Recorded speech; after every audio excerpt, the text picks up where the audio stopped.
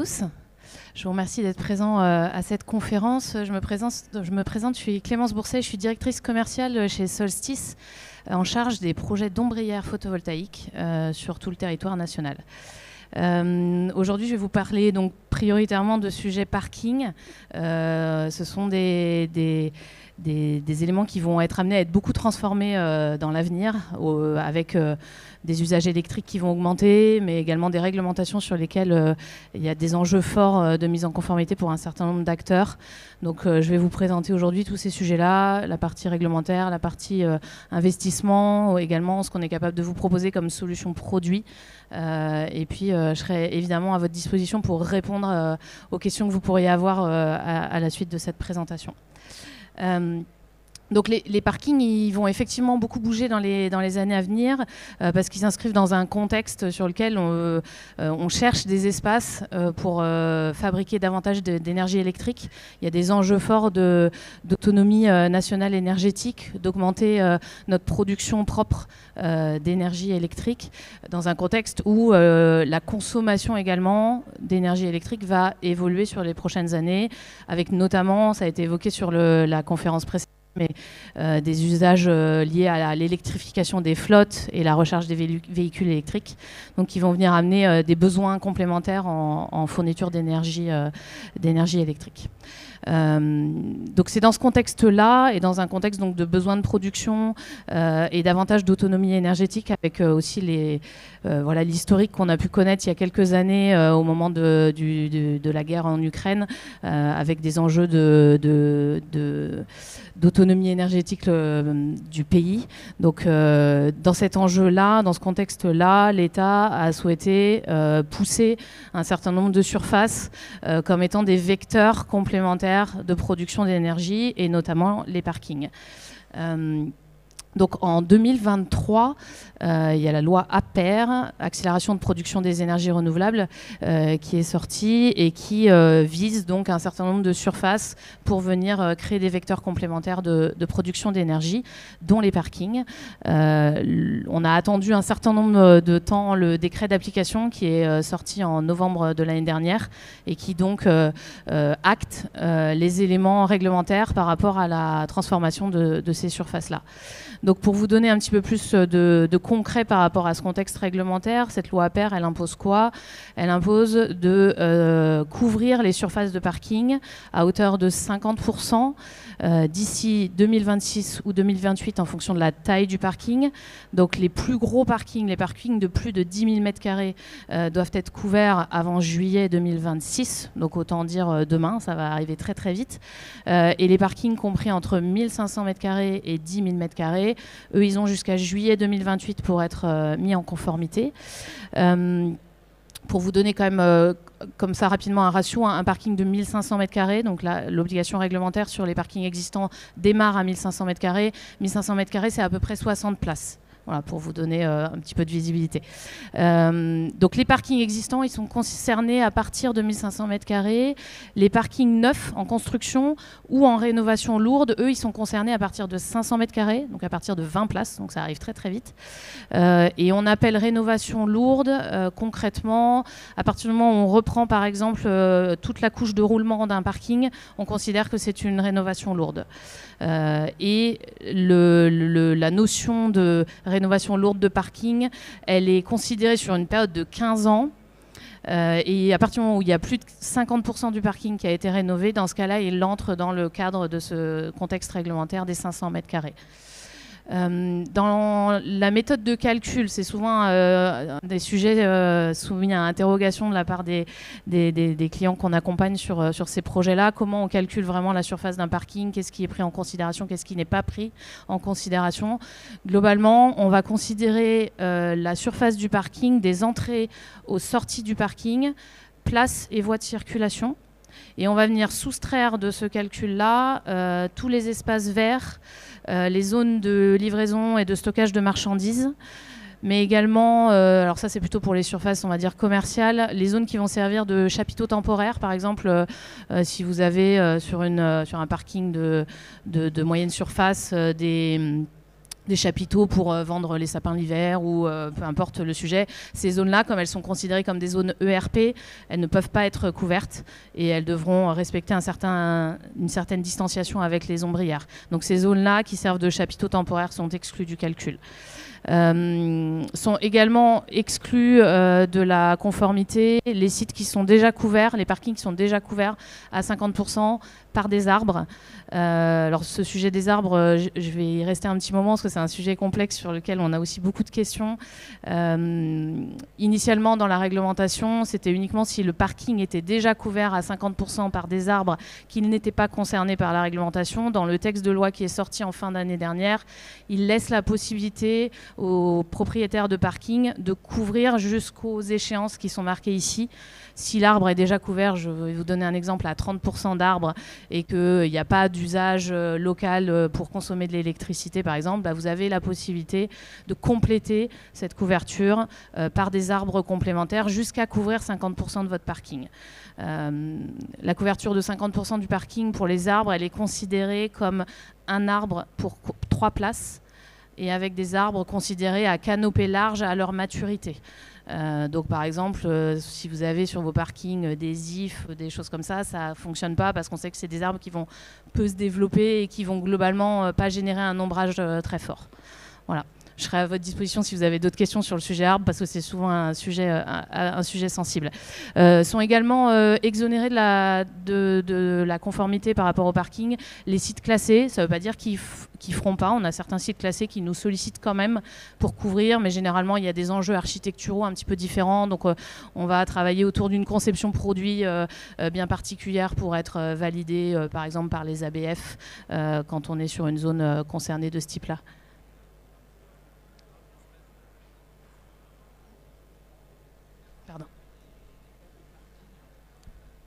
Bonjour. On parle espaces verts qui peuvent être des zones d'exclusion. Est-ce que ça peut être des places de parking où on va végétaliser avec des dalles en béton en dessous pour éviter d'écraser la terre, mais avec de la verdure, de la pelouse? Effectivement, je ne sais pas si vous avez tous bien entendu la question. Les espaces verts, est-ce que les places qui sont végétalisées avec des pavés infiltrants, je pense que c'était ça votre question, est-ce qu'elles sont considérées comme des espaces verts? Non. C'est vraiment les espaces verts type espace de repos, aires de jeu qui vont être autour des parkings, etc. C'est vraiment ça qui est considéré comme espace vert. Mais on déduit également du calcul. Par exemple, si vous avez des bordures entre places végétalisées, ça, il faut l'extraire du calcul. Voilà. Voilà, donc ça c'était pour vous expliquer un petit peu concrètement qu'est-ce qui était concerné par cette réglementation, quelles sont les surfaces qui sont concernées. Et encore une fois, n'hésitez pas à revenir me voir après si vous avez des questions spécifiques sur des cas pratiques que vous avez en tête, j'y répondrai avec plaisir. Cette réglementation Alper, elle s'inscrit effectivement dans un contexte multiple, donc de nécessité de produire de l'énergie en complément, mais aussi dans un contexte sur lequel les bâtiments tertiaires ont des enjeux de réduction de leur consommation électrique à travers le décret, ce qu'on appelle communément le décret tertiaire, qui s'appelle en fait dispositif éco-énergie tertiaire, qui concerne les bâtiments tertiaires de plus de 1000 m² et qui, eux, ont des obligations de réduction de leur consommation électrique sur le réseau à horizon 2030, 2040, 2050, avec 3 paliers. Un palier à moins 40%. Alors on dit moins 40%, en fait les bâtiments tertiaires, les acteurs ont défini une année de référence et c'est à partir de cette année de référence-là que se fait le calcul. Donc 40% d'économie d'énergie à horizon 2030, 50% à horizon 2040 et 60% à horizon 2050. Tout ce qui va être consommé localement, c'est-à-dire vous avez une installation photovoltaïque sur votre site, toiture ou ombrière, si vous autoconsommez la production, c'est autant de sous-tirage en moins sur le réseau et donc ça compte dans vos économies au titre du décret tertiaire. Ça, c'est un point important, on nous pose souvent la question. Donc évidemment, nous, dans les projets, on va privilégier l'approche autoconsommation locale qui va vous permettre de déduire cette partie-là de votre consommation de vos objectifs. Rentre également en jeu sur la partie parking, la réglementation qui concerne la fourniture d'infrastructures de recharge. Effectivement, quand on va venir intervenir, nous, pour installer des ombrières sur un parking, on essaye tant que faire se peut, en tout cas, de pousser les acteurs avec qui on travaille de réfléchir le sujet dans sa globalité et donc d'intégrer à la réflexion l'installation des bornes de recharge, parce que ça évite de venir travailler 2 fois sur un parking, de venir refaire des tranchées, refaire de la VRD, d'amener des coûts complémentaires et puis d'amener de la gêne aussi pour les utilisateurs, parce que pendant qu'on fait des travaux sur le parking, il y a une partie des places qui sont pas disponibles, donc c'est toujours voilà, des sujets aussi de gestion de la disponibilité des places pour vos usagers qui rentrent en compte. Donc dans la mesure du possible, essayez de coupler les 2 approches, c'est-à-dire répondre à la réglementation sur l'installation des infrastructures de bornes de recharge et coupler avec l'installation d'ombrières photovoltaïques. L'obligation sur la partie borne de recharge, sur les sites existants, c'est 1 place pour 20 places de parking, plus 1 place accessible PMR. Et sur le neuf, on est sur une réglementation un petit peu plus exigeante, avec 1 place pour 5 et du pré-équipement également. Et en résidentiel, encore plus exigeant, puisqu'on est sur 100% de pré-équipement sur le segment résidentiel en construction uniquement. Donc ça, essayez de le penser vraiment de manière groupée avec l'approche ombrière, c'est le conseil qu'on vous donne. Donc du coup, pourquoi, en résumé, pourquoi installer en fait des ombrières sur un parking ? Il y a plusieurs choses qui rentrent en jeu. L'idée principale, c'est de se dire, voilà, on a une zone qui est déjà artificialisée, qui est déjà bitumée. Comment on fait pour la transformer en quelque chose de positif et générateur d'énergie ? Le deuxième point, c'est qu'on l'a vu, ça contribue à vous accompagner dans la réalisation de vos objectifs RSE et notamment des économies liées au décret tertiaire, on l'a vu.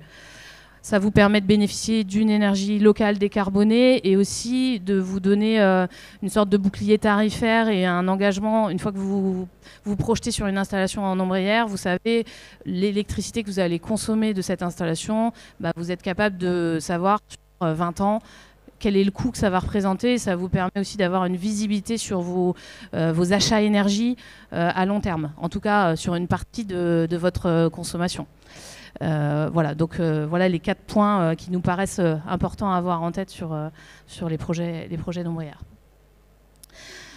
Quelles sont les étapes clés d'un projet et comment on est capable d'accompagner les acteurs sur le projet ? Nous, on est un acteur qui intervenons clé en main, de la conception du projet à la construction, en passant ensuite par l'exploitation et la maintenance pendant toute la durée de vie de l'installation. De quels éléments on a besoin pour pouvoir vous accompagner sur un projet ? Basiquement déjà de la localisation effectivement du parking, mais aussi que vous ayez peut-être pensé déjà un peu en amont du projet à ce que vous souhaitez faire de l'énergie produite. Est-ce qu'il y a des enjeux d'autoconsommation locale ? Quels sont les besoins électriques du site ? De pouvoir, vous, avoir récolté ce qu'on appelle les points 10 minutes de consommation du site en question, pour que nous, on puisse vous accompagner à faire une étude en disant, voilà, à partir de la production solaire générée, voilà ce que vous serez capable d'autoconsommer en fonction des heures auxquelles ça produit et des heures auxquelles vous consommez. Et on a également une branche dans notre panel d'offres qui est une branche de stockage et pilotage d'énergie qui nous permet aussi de pouvoir vous faire des études en disant, voilà, si on stocke, si on pilote aussi, à quel moment, par exemple, les bornes vont se recharger, on est capable de booster votre autoconsommation de, je vous donne un exemple au FIF, sur un bâtiment tertiaire, par exemple, de 35 à 40-50%. Eh bien, en pilotant, en disant par exemple quand vous arrivez le matin, vous allez brancher votre véhicule sur les bornes de recharge. Si les utilisateurs qui se branchent, ils ont juste besoin que leur véhicule soit chargé à 17h quand ils repartent le soir, il n'y a pas forcément besoin que ça vienne soutirer sur le réseau à 9h le matin au moment où la production solaire n'est pas au top. Par contre, au moment où on va générer du surplus de production en milieu de journée, eh bien là on peut venir injecter de l'électricité sur les bornes et donc booster le taux d'autoconsommation de l'installation.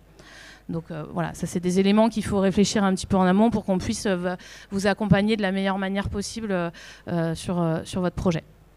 Troisième élément à prendre en compte, le type de financement que vous souhaitez. Une installation d'ombrières photovoltaïques, ce sont des coûts d'installation, des coûts de construction, des capex assez importants en fonction de la taille de votre parking. Donc c'est un investissement qu'on sait important pour vous et sur lequel il y a des acteurs qui sont capables de porter cet investissement en propre à travers de l'apport, de la levée de dette bancaire, peu importe. Et certains vont préférer garder leurs efforts d'investissement et leur capacité d'endettement pour d'autres choses. choses, pour de l'industrialisation, pour des outils de production quand on est sur de l'industrie. Donc nous, on est capable de vous accompagner aussi sur des solutions de tiers investissement sur lesquelles on va venir porter à votre place l'investissement du projet et du coup, soit vous revendre l'électricité produite, soit si c'est un site qui ne consomme pas, revendre sur le réseau l'électricité produite.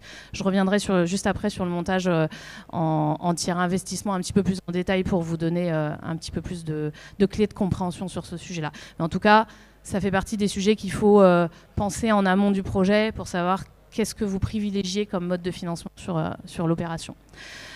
Quatrième point à prendre en compte, les besoins par rapport à cette installation, que ce soit les besoins électriques du site, on en a déjà parlé, mais également les besoins esthétiques. Est-ce qu'il y a une charte enseigne qu'on souhaite répéter sur plusieurs sites avec un code couleur sur les ombrières? Est-ce qu'il y a des enjeux particuliers de hauteur, de structure pour laisser la visibilité de l'enseigne quand on passe par la rue? Enfin, il y a tous ces sujets-là qu'il faut anticiper pour avoir le produit et le concept d'ombrière le plus adapté à votre besoin. Et puis, tout ce que vous pouvez récolter comme document technique en amont, ça nous aide à avoir une approche la plus détaillée et précise possible dans l'accompagnement qu'on vous fait.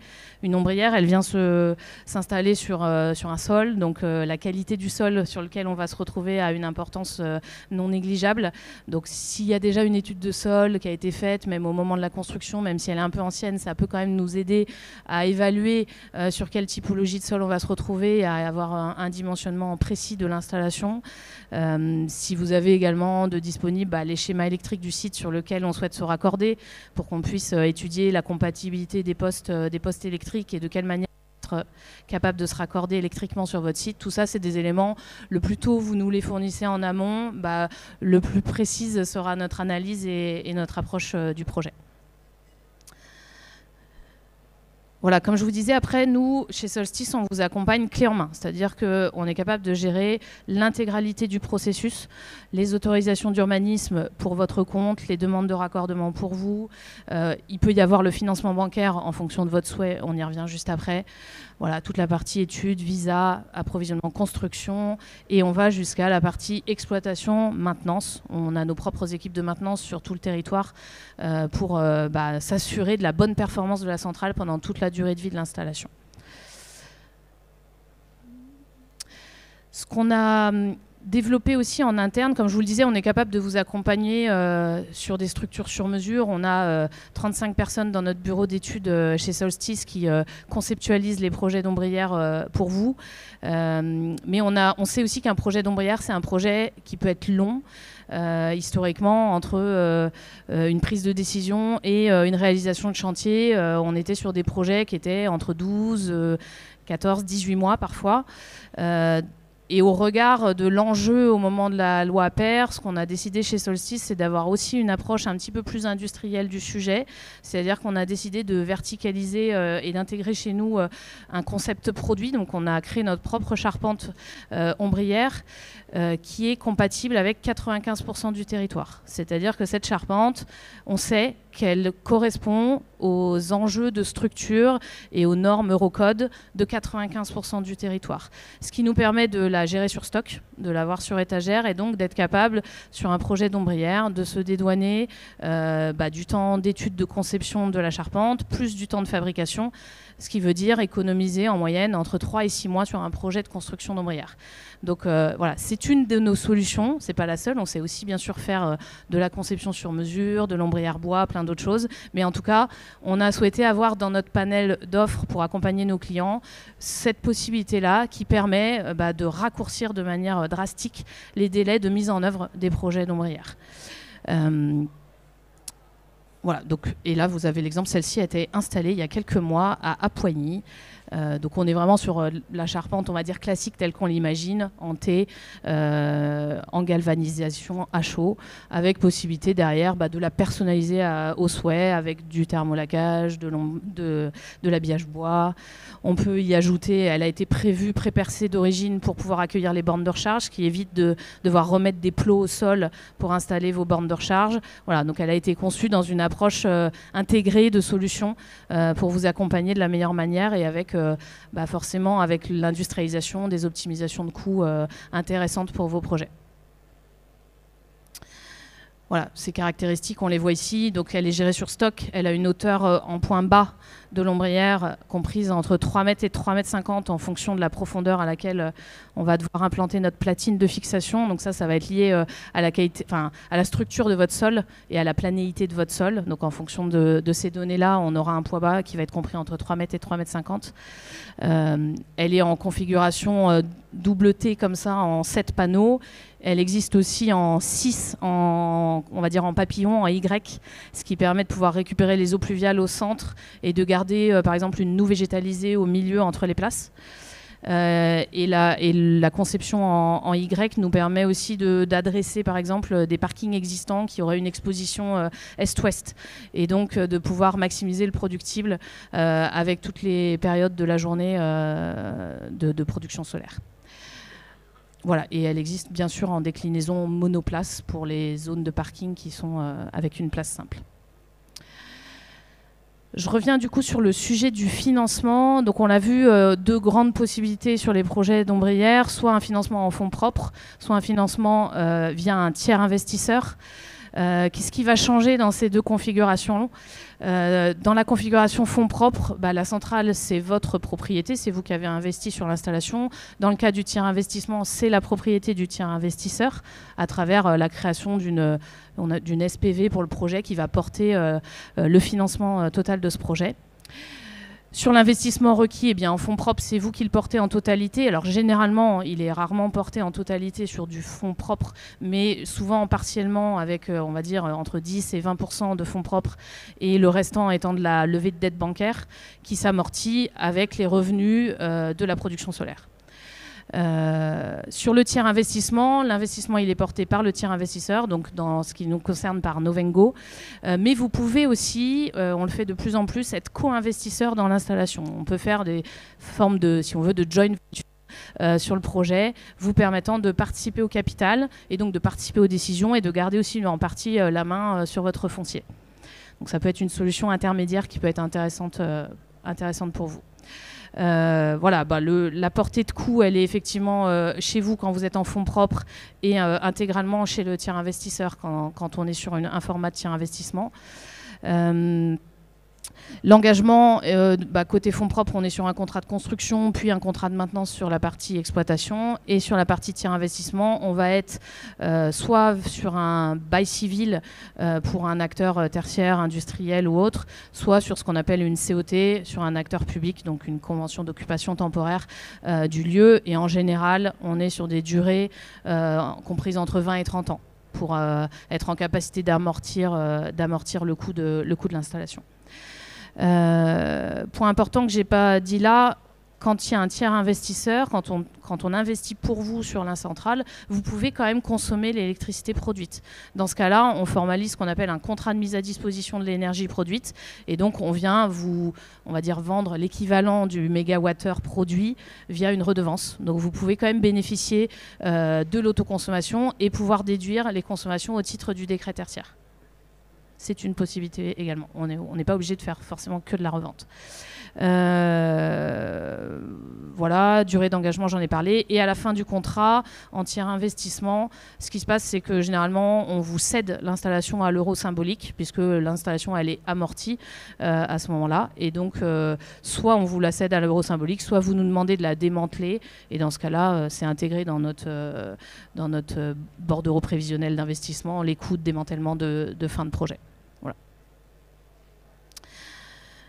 Sur le mode d'utilisation de l'énergie produite, on va dire 3 possibilités. Soit la revente totale, s'il n'y a pas de site consommateur à proximité. Alors, il y a un petit peu de mouvement en ce moment autour des dispositifs de soutien sur la revente totale. Donc, le sujet est pas très simple sur les installations inférieures à 500 kg en ce moment.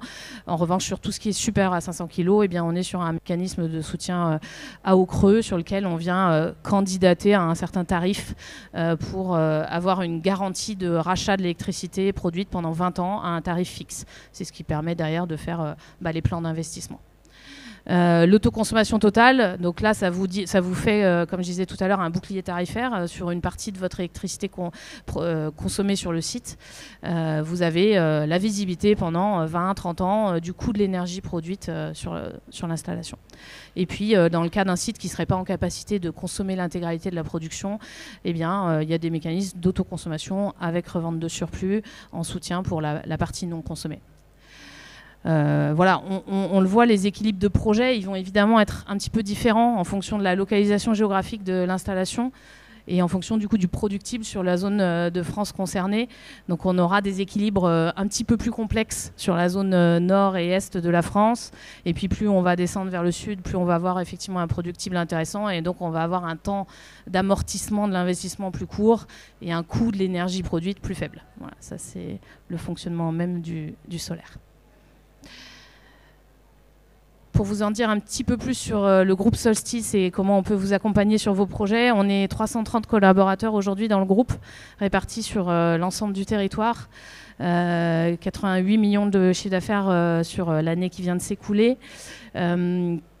Et on porte à peu près, donc comme vous le voyez, on est présent de manière assez répartie sur l'ensemble du territoire national. Donc on est capable de vous accompagner aussi sur des projets multisites un peu partout sur le territoire. Et on porte à peu près 30% de nos projets qui sont des projets entiers investissement. Le reste, c'est de l'investissement propre de nos clients. Voilà, ce que je peux vous dire, c'est que je vous encourage à vous abonner à la chaîne Solstice sur LinkedIn, enfin la page plutôt Solstice sur LinkedIn. Un jeudi sur deux, je poste un petit podcast très court qui s'appelle la Minute Start, sur lequel je viens vous décrypter les éléments réglementaires, de fonctionnement, de mécanismes financiers, etc., en essayant de simplifier au maximum les sujets et de vous donner les éléments clés de compréhension en 1 minute. Il y a déjà 42 numéros qui ont été faits, donc n'hésitez pas à aller les consulter. Vous les retrouvez aussi sur la page YouTube du groupe. Ça pourra peut-être vous aider sur des clés de compréhension de tous ces sujets-là. Voilà, donc je vous encourage à aller vous inscrire. Vous pouvez aussi nous contacter directement en flashant ce petit QR code. Si vous avez des demandes d'études particulières à nous faire, ça va arriver directement aux équipes de starters qui travaillent avec moi. J'ai 14 ingénieurs qui travaillent avec moi sur la partie conception de projets ombrières sur tout le territoire. Donc n'hésitez pas, si vous avez des sujets d'études, des projets sur lesquels vous avez besoin qu'on vous accompagne, à nous solliciter ou à venir. On est juste derrière au stand B42, juste derrière l'espace de conférence. On est aussi à votre disposition évidemment pour répondre à vos questions. Voilà, quelques clients qu'on a déjà accompagnés, soit sur des projets monosites, soit sur du multisite, beaucoup de comptes nationaux qui nous ont sollicités pour des installations sur tout le territoire. Voilà. Et mes coordonnées si vous souhaitez me contacter. Je vais vous laisser la parole si vous avez quelques questions. J'y répondrai avec plaisir. Est-ce que quelqu'un veut se lancer pour me poser une petite question ? Vous n'avez pas de questions ? J'étais hyper claire. Bon, en tout cas, n'hésitez pas à soit venir me voir juste ici à la fin de la conférence, soit à venir nous rencontrer sur le stand du groupe Solstice qui est juste derrière l'espace. On sera à votre disposition et on vous répondra avec plaisir. Merci beaucoup pour votre attention.